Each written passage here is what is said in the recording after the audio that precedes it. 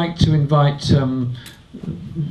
Carol Turner to speak, who's going to talk about the history of the area, but a particular emphasis on NATO and NATO expansion. Carol has been very involved in Stop the War since its foundation, but we first worked together opposing the Gulf War in 1990-1991. So Carol has a very long history of opposition to war and the consequences of it. So please give a warm welcome to Carol Turner.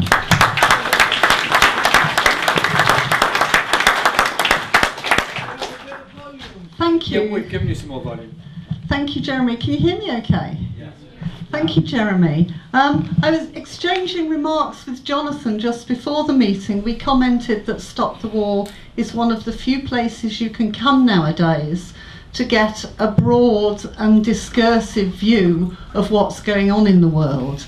And I think Jonathan's comments, his knowledgeable and erudite comments, are a very good example of why that's so. As Jeremy says, I mostly want to talk about the international implications of what's going on and also the issues that are raised in relation to NATO. The situation, as John explains in depth, is still very critical and tense. But in my opinion, there are three reasons why war is not the most likely outcome. The first and the most immediate is because a US-Russia conflict, potentially at least, would involve the use by either or both sides of nuclear weapons. And I don't think that is a decision that either of those two countries will take lightly. Therefore, despite the hype, as Jonathan says, the hypocrisy, and despite a lot of blustering talk from the United States by Obama and others, I don't think that is the most likely option. Now, that's not to suggest that the United States and Russia are militarily matched. They're not. To quote a few figures that I'm sure everyone in this room is very well aware of over the past decade or more, the Pentagon accounts for around 50% of the entire military budget in the world.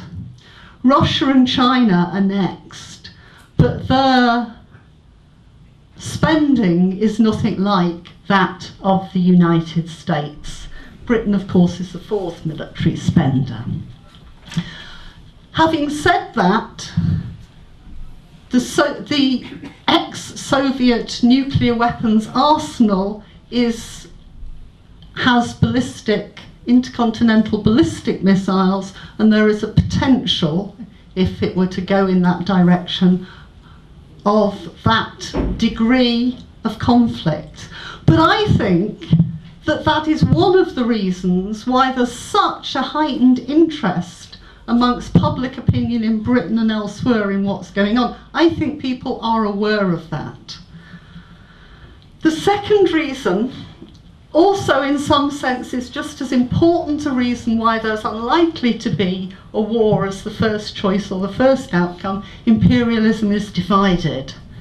Europe is not in agreement with what the United States says over what's to be done or what will be done. I think that was clear from the first round of sanctions. Preventing a handful of Russian bureaucrats, ministers, officials from travelling abroad is hardly likely to bring someone like Putin to his knees. So no wonder that Obama objected to those sanctions. The fact is that Russia is on the European Union's doorstep. Any spilling over of a conflict is much more likely to affect Germany than it is the United States, and that alone will make European powers cautious about what's going on. But there's an even more important reason, and that is economics.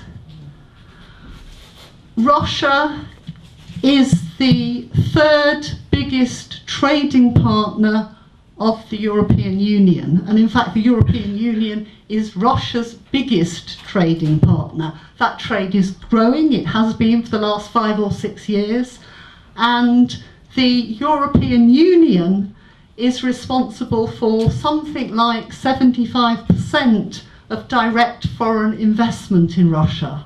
And with that level of business interests involved, it is not surprising that the European powers are more cautious than the United States is. The United States, on the other hand, didn't get them anywhere, though, did it? has very limited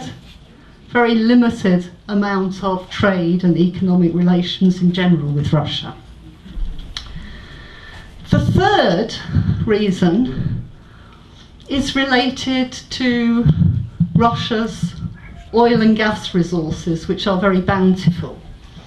If it were to stop trading with the European Union, there are plenty of other places which would be willing and able to take up what's available.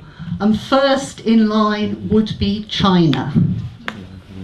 And that, in my opinion, suggests, highly speculatively at this stage of course, but that suggests a potential realignment in international politics if things move in that direction.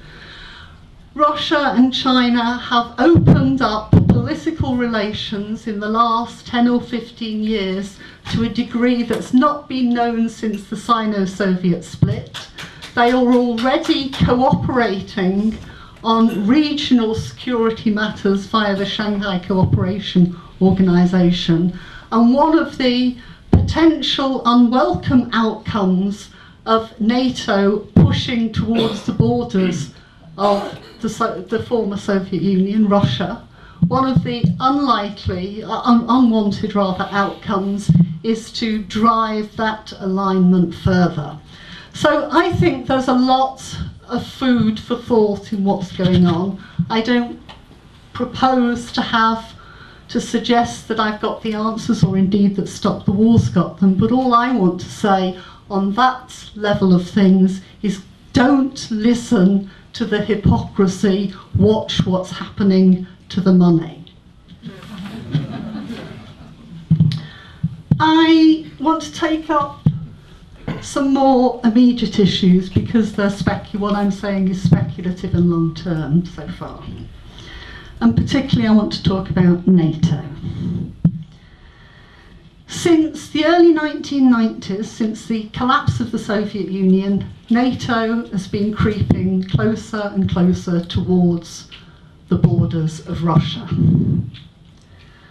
The most immediate danger posed by the crisis in the Ukraine, in my opinion, is that this development will speed up, that the United States and Britain and others will use the pretext of a crisis in the Ukraine to push for a further advancement of NATO. Indeed, we can already see that within the media and in a public and rhetorical way. This is not new. This is not the development of a new policy. If it happens, this is the event in the medium term at least that is going to bring the world closer to war. Since the collapse of the Soviet Union in 1989-91, the United States has pursued one objective absolutely single-mindedly. And NATO has been one of the principal vehicles for it doing so. The encirclement of Russia, and China too, though that's a debate for a different meeting than tonight, is central to America's primary objective. Let me read you a little quote, just 2 or 3 sentences, from a newspaper extract that spells it out. Then I'll tell you where it comes from. I quote, "In a broad new policy statement that is in its final drafting stage, the Defense Department asserts that the US political and military mission in the post Cold War era will be to ensure that no rival superpower is allowed to emerge in Western Europe, Asia, or the territories of the former Soviet Union. A 46-page document that has been circulating at the highest levels of the Pentagon for weeks makes the case for a world dominated by one superpower whose position can be perpetuated by sufficient military might to deter any nation or group of nations from challenging US primacy. Anyone like to take a guess where that comes from and when? No. The International Herald Tribune, 9th of March 1992. Weeks after the formal dissolution of the Soviet Union, this policy, which was later, for reasons that are evident from the quote I've just given, was later dubbed the American First policy, was leaked to the New York Times. And my God, if you read that newspaper article, every rogue state of today is mentioned in it. It's almost a prediction of what the future holds. Okay, I know I have to draw to a close, Jeremy. You may take that. Just on the files, isn't it? I've talked almost entirely about the role of the United States, but in conclusion, I'd just like briefly to mention how it impacts on Britain. We're the fourth biggest military spender. We're a nuclear weapons state, and we remain, to our shame, an important imperial power in our own right, not us, but the government. Meetings like this, as we said at the beginning, play a very important educative and informative role. Of course they do. But the purpose of an anti-war movement is to put every immediate possible obstacle and barrier in the way of our own government pursuing foreign wars. And that's what we need to think about in the Ukraine, just as we did in Iraq, Libya, Syria and Afghanistan. And needless to say, Britain, of course, is just as implicated in what the United States is attempting to foment and in supporting the machinations of the Ukrainian government and political parties that Jonathan talked about. So I'd like to finish by mentioning three ways in which it affects us directly. First of all, NATO's expansion means arms spending by us and other NATO states will go up. The whole of Britain's post-war military budget has been inflated by the fact that we're a member of NATO. Until very recently, we spent more per capita on arms than any other comparable European state. And in a period of austerity, there's no need to spell out what that means. But it also means more than that, and maybe Stop the War and some of our future meetings should take this up in more depth. Because every single government of Britain, of any persuasion in the post-war period, has been down the line on an Atlanticist foreign policy, that's constrained our domestic economic choices in ways that most people don't even dream of. And it's about time we started giving some thought and some publicity to this. The second reason is something called the Mutual Defence Agreement. It was signed between the United States and Britain in 1958 for the first time. It's renewed about once every 10 years. As Jeremy will tell us, it's a secret treaty, the exact terms of which we do not know, and it's about to be renewed this year. Jeremy and his colleagues are valiantly, possibly unsuccessfully attempting to get a debate in Parliament, because Parliament doesn't debate it, it's ratified behind closed doors. But the basis of this treaty is very simple. It's a sharing of intelligence and nuclear knowledge and information, and it's the closest relationship of its sort that the United States has with anyone. And it's the basis of the special relationship, not all this sentimental guff that people talk about, cultural similarities and a shared language. It's military hardware. And in exchange for allowing the United States to use any of our bases anywhere in the world, we get access to American nuclear know-how and technology, which means that Britain can have its own nuclear weapon with the agreement and support of the United States, of course. So we should be thinking about that and doing what we can to raise the issue. It's minimal, I agree, but we should be supporting Jeremy and others. And thirdly and finally, last couple of sentences. The final decision on Trident is due in 2016. As everyone knows, all three mainstream political parties are committed to it.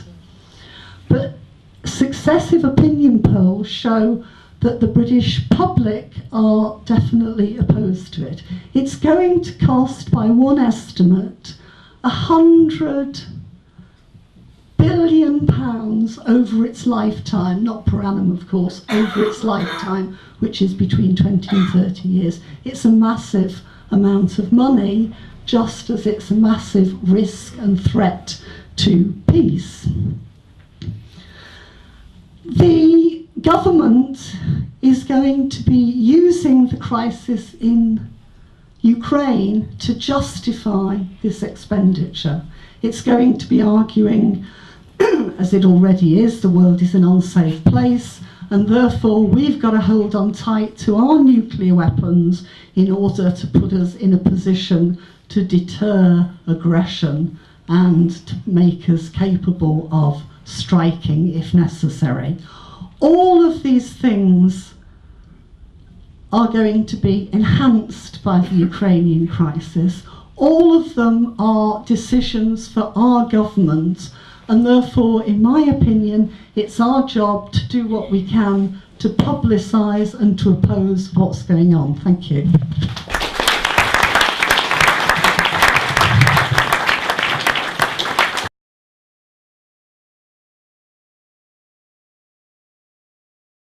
There is a direct relationship between Syria and Ukraine, except of course that the crisis in Ukraine drives Syria out of the news. That's not to say or to imply that there isn't still terrible things happening there and that it ought to be out of the news, but simply Syria is a different order of magnitude. Syria is a threat to the United States' control of the region, the Middle East. That's very important, of course. Whereas the stuff that we're talking about tonight in relation to Ukraine, I think people can understand that this is a sort of, this foresees a sea change in international relations of the type that we've only witnessed once or twice in the last 100 years. The second question, the role of the EU, I'm not the person to ask on the details of this, but I think if you're implying, which I take it to be, that what I said and what other people have said about the EU is sort of schematic, yes, you're absolutely right. There are divisions and nuances within the EU, but I think ultimately, left to their own devices, that the EU will go in the direction that I'm talking about. However, having said that, I'd stress something that John said in his final remarks, which is when you're talking about a conflict of this sort, you can never rule out accidents or regional conflicts that impact on others. And the final point in relation to Rob is, I'm sorry, I think that what you're saying is much too general and unexplained to be any sort of reasonable point of discussion. I'm sure there are lots of people in this room with different views on the former Soviet Union, the current Russia, Yeltsin, Putin, and all the rest of it. But as I tried to say, and as John very strongly said in the last speech, the issue for us, the central issue, is what we're going to do in this country.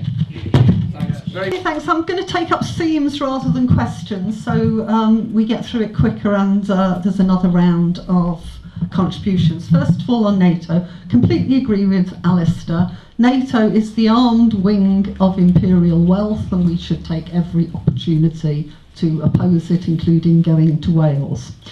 The energy and oil issue.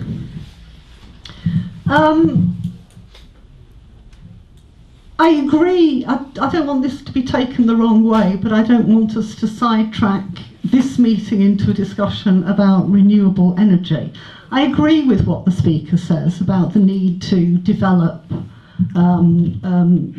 sustainable and renewable sources of energy. However, having said that, the fact of the matter is that the demand for energy has exponentially increased over the past 2 or 3 decades, at the same time as the availability of petroleum resources, oil and gas, has been substantially reduced.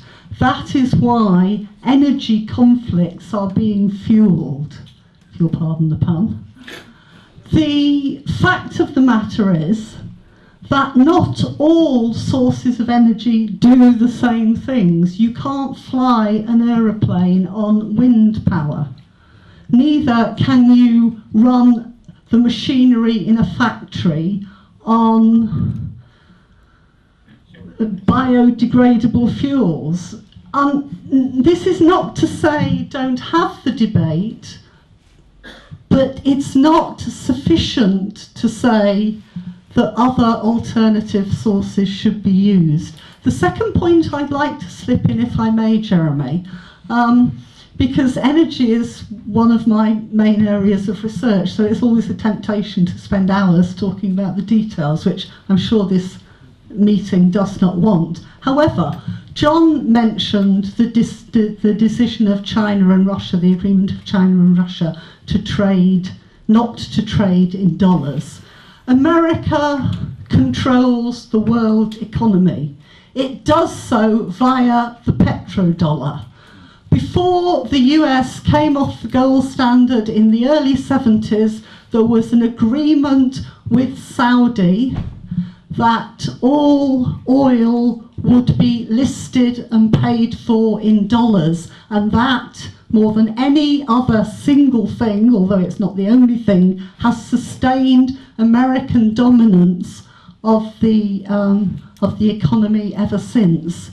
China and Russia's decision, be they imperial or anything else, is a fantastically important step forward for humankind, in my opinion.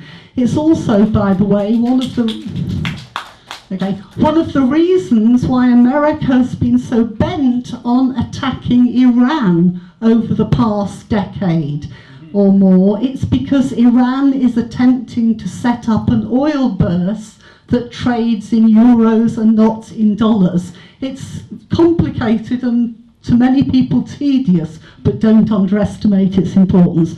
The final point, thank you for that.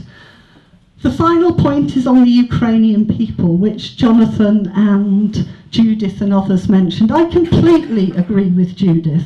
The people who are caught in the middle of this conflict, as in the middle of all others, are the people in Ukraine, who are driven by neoliberal austerity and want to go onto the streets to protest, including to protest against their government. And that's true for both sides of the divide, both sides of the argument over Crimea, I'm sure.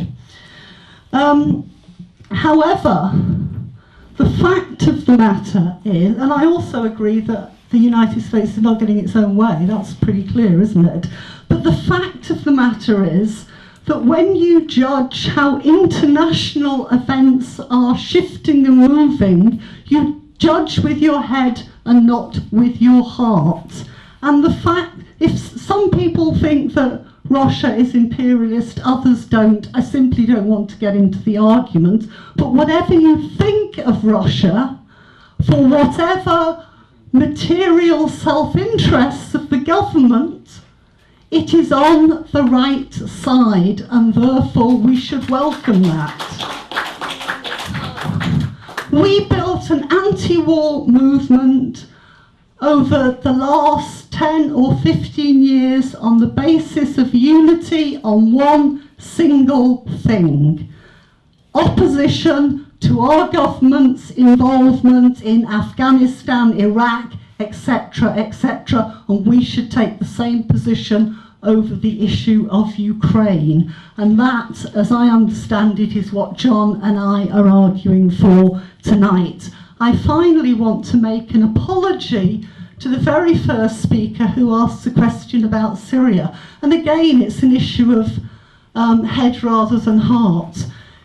In terms of what Jonathan said, it's absolutely true. The humanitarian disaster in Syria is overwhelmingly bigger than what's going on in Ukraine and likely to go on in Ukraine. But unfortunately, it's not humanitarian issues that settle international politics. So I'm sorry I didn't, to the whole of the audience, that I didn't take that into account, because it means it was a one-sided response. But the reality is, it is not these issues that are going to make the difference to what happens immediately in world politics. And the greater the degree of impact the anti-war movement has, the quicker and more likely we are to see a world that's run on our sorts of ethical principles. That is, there are think to the Balkans and think to Georgia. George Soros was deeply involved in those things, setting up organisations to support the various pro-Western governments and so on. Think of Venezuela now and all that's being done to destabilise the new president and the government. Those are things which come about because a particular situation exists. They're not things that create the situation. In terms of what the solution is, I think I've got a simple answer to your question, and that is, not only is it the case that I do not know, I think it's absolutely impossible to conclude a meeting of this sort by coming out with a solution. Not only are there a huge amount of variables to be juggled with by an audience, including myself, that doesn't have the details of the situation at their fingertips, but I think that all we can do is repeat what I think all the speakers, and Jeremy himself started off with saying, is our job in opposing our government's involvement in these sorts of conflicts is to take all the action we can at home. And it's grandiose to assume that we have a solution to the crises of another part of the world where we don't live. I'm sure if you come from Lithuania, you know considerably more about it than most of us on the platform and in the audience. And,